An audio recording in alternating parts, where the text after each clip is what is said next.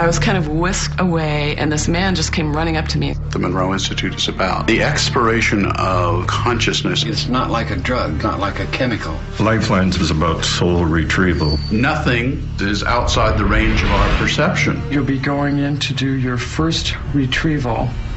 How did they die? Name, age, where they were from. See you when you get back.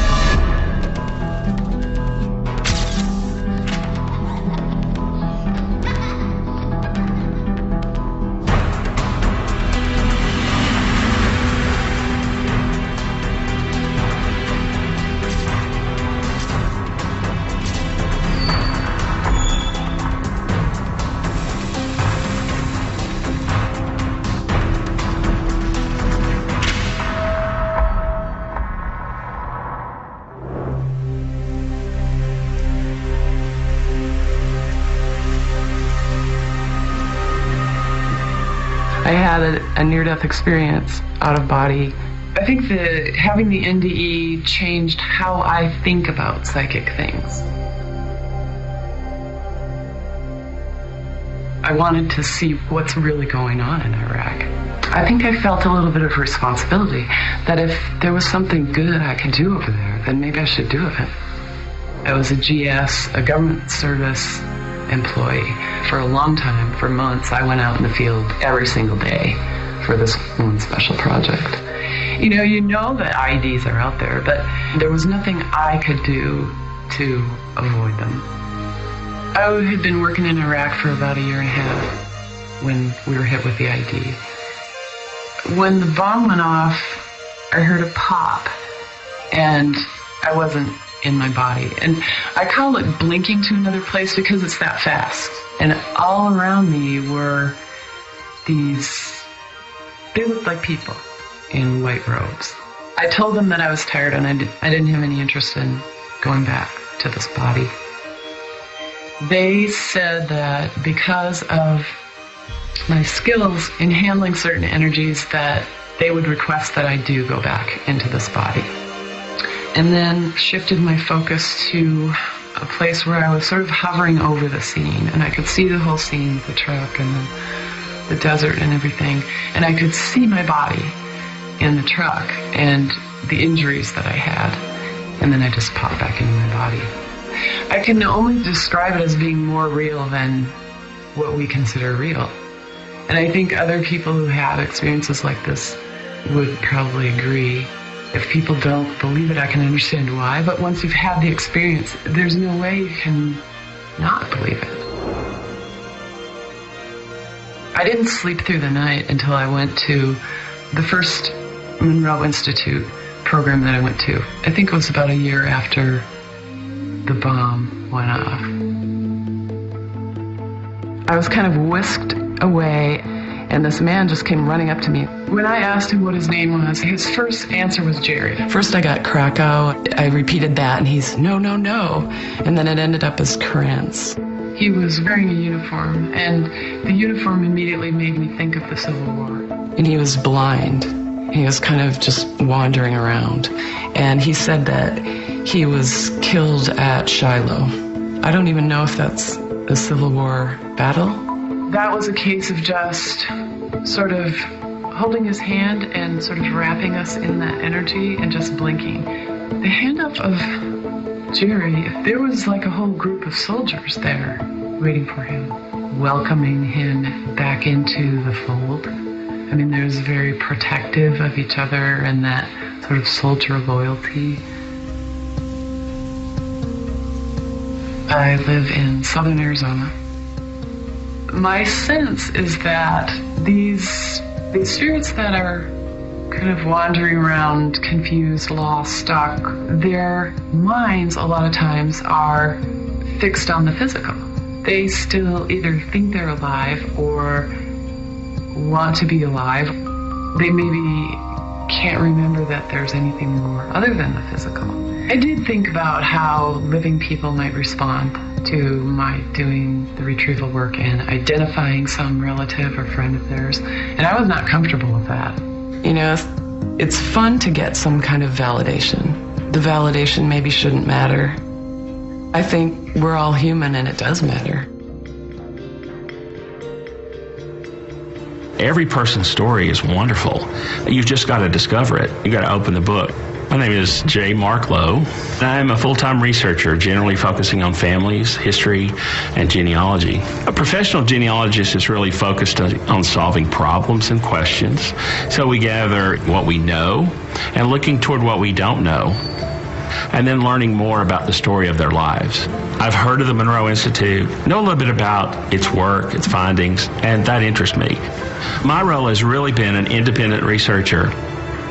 I was first presented with 2 or 3 names that had come from the Monroe Institute. I was supplied with particular factual information. I like to tell the story of the unknown people. All searches began with an identification of what I know. One of the first characters that I was introduced to in the study was a gentleman by the name of Jerry Krantz. He perhaps was killed during the Battle of Shiloh. I'm looking for unit histories that were written after the war where they may have identified the individual soldiers and what they called them and that sort of thing. There was a brief account where someone kept a diary, and in that they had Jerry Krantz. He was with the 43rd Illinois Infantry. So at the Battle of Shiloh, the 43rd Illinois lost 200 out of their 600 soldiers, a third. Shiloh certainly was considered one of the most deadly of the battles. About 1845, he marries a woman who is a widow. At this point, she's known as Catherine Anderson. He had a daughter who had been Catherine, who became his stepdaughter, Emily. And evidently, he really doted upon Emily. And Emily then had 2 children, a son, Frank, and another daughter, Emily or Amelia. We've not been able to move it too much further. We were about up to about 1930, so close that there have to be descendants. My name is Glenn Omkrantz, and sitting next to me is my sister Joy. I was hearing that we may be related to somebody who fought and died in the Civil War, or that it actually put a piece of American history in our family where none had existed before. Since we know nothing about our history, it's nice to know that we do have a place in history. How that person's life eventually became our lives. One of the first questions I had was, I wonder if he was with the North or with the South, and if he was with the South, would I have to change my whole thinking about, having grown up in the North? But it turned out he was from Illinois as well, and fought under Grant. I believe the paranormal is normal. I think that we only distinguish it as something outside the norm because that's culturally safer. Somebody who wouldn't have had any possible reason to have known this person could come back with that knowledge certainly suggests that there's something there. I have a feeling that had this happened 50 years ago, nobody would have believed it.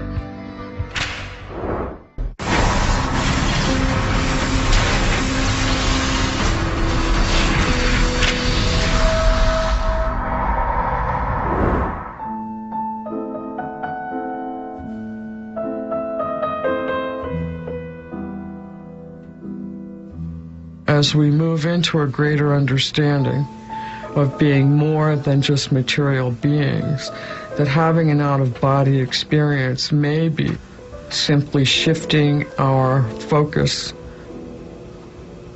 I feel that the out-of-body experience may be much bigger than just the simple terms out-of-body, when it may be expanded consciousness, that I'm no longer tuned into my physical.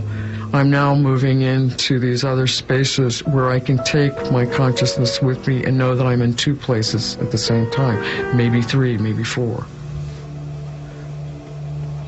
I'm Evan Alexander. I'm an academic neurosurgeon. I'm mainly at Harvard Medical School. I was here for 15 years.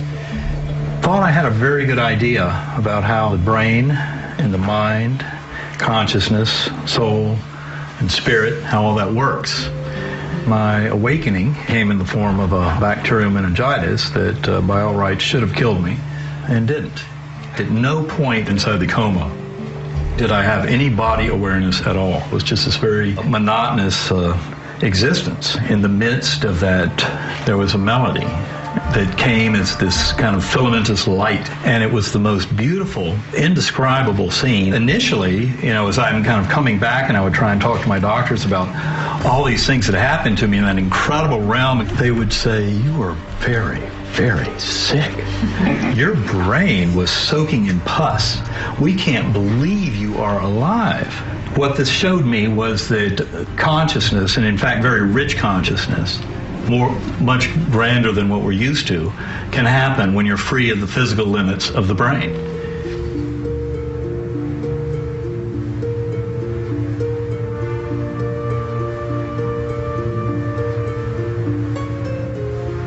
So this morning we're going in for another service act to do our second retrieval.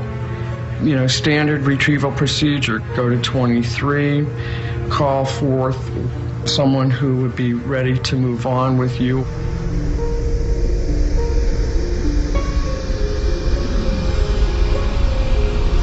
Move back to focus 23.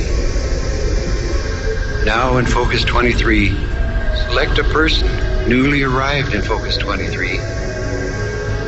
Begin to escort the newcomer back to the reception center, the way station in focus 27. Now say goodbye to the newcomer and add the warmth of friendship.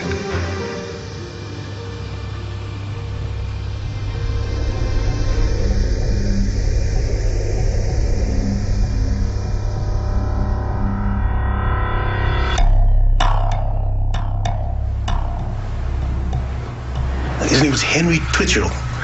He was 86 years old, lived in Chicago, Illinois. He just came out of the fog that's in 23 for me. He walked straight out, and I could tell he was a businessman, like an old-time businessman.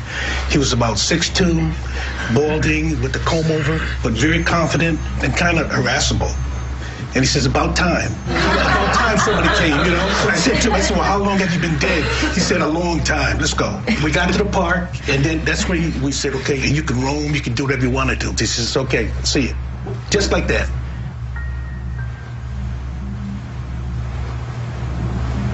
Flying here on Friday, I got an email that my uncle had passed.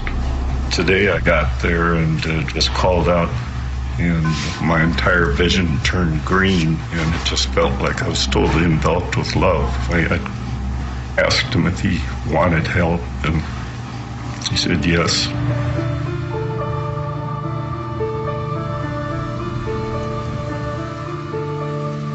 Doing soul retrieval is satisfying. There are some that are very touching, even though, once I get them up there, it's like, yeah, what?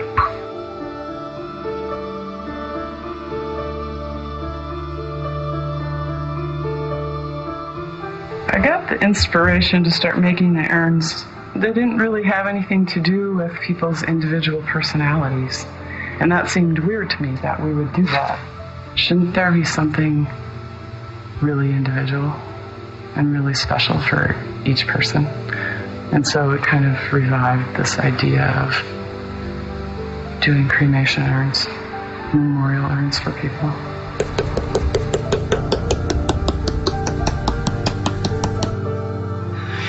I was kind of whisked away again and found myself standing in front of a man who was laid out like in state, like this, in a black broadcloth suit with a black hat on.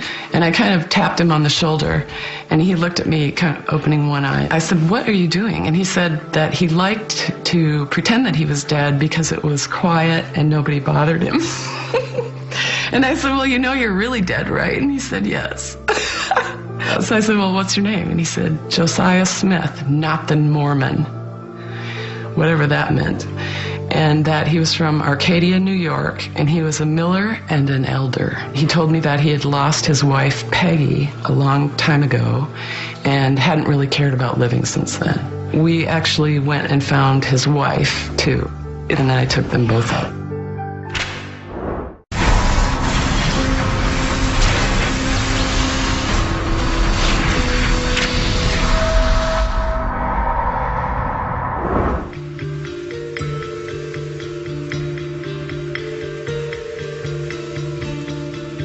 For people who don't have these experiences and don't experience how real it feels when you're there, validation could make all the difference in their opening up their minds to things like this.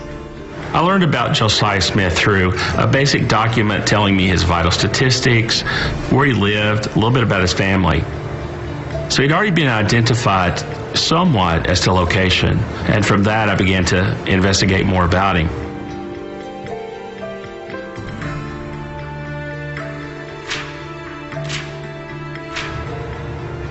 Josiah Smith was born in May of 1810, and this would have been in that Arcadia area today is known as Newark. Well, we learned that Josiah Smith married a woman named Marguerite, and she used the nickname Peggy. He had lost his wife, Peggy, a long time ago, and hadn't really cared about living since then.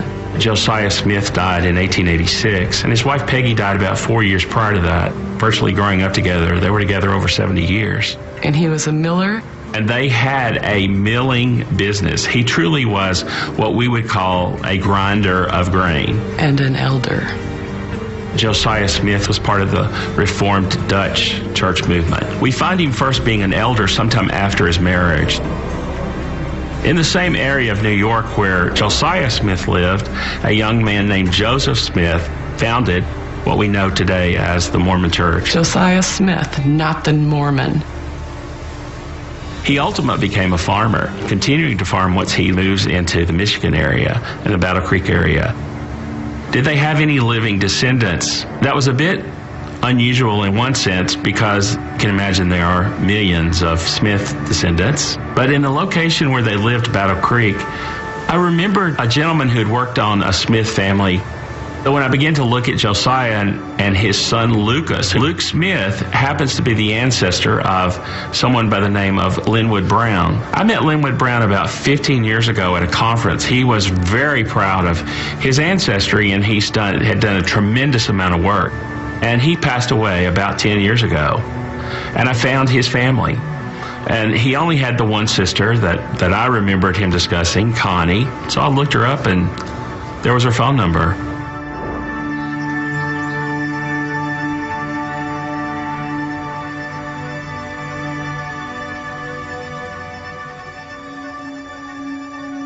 My name's Connie Lou Olmsted, born and raised in Battle Creek. Josiah Smith was my fourth great-grandfather. Josiah Smith was our great-great-great-great-grandfather. This is my brother, Linwood. Oh, he got in the genealogist in 2000, but then Linwood passed away in 2001. He put everything down of all the relatives. It just got kind of put up in an attic box, and it's just been recently rediscovered here. It's really amazing that somebody would go have an out-of-body experience like that and come up with that name. Why would she come up with that name, Just a mystery. I'm kind of glad that she had that dream now, otherwise we wouldn't be going through all, this back history. It would have just been in the box. In the box. In the cupboard. I'm going to try to do some more research now. I never was a history buff, but now I got a little spark that's going on.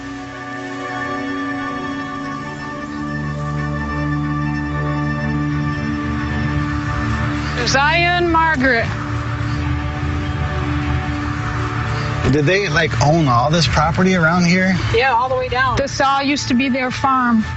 The land in the Battle Creek area was nothing but just a small little town in the middle of the woods down by the river. It would have been so cool to live back then, I think, and very simple life and not so complicated as it is these days. That they're really more than just, passing away and being forgotten. That there's, our souls, our entities are still out there and they're still talking to us even this day. It has so much meaning to know, why, where did we come from and where that's leading us.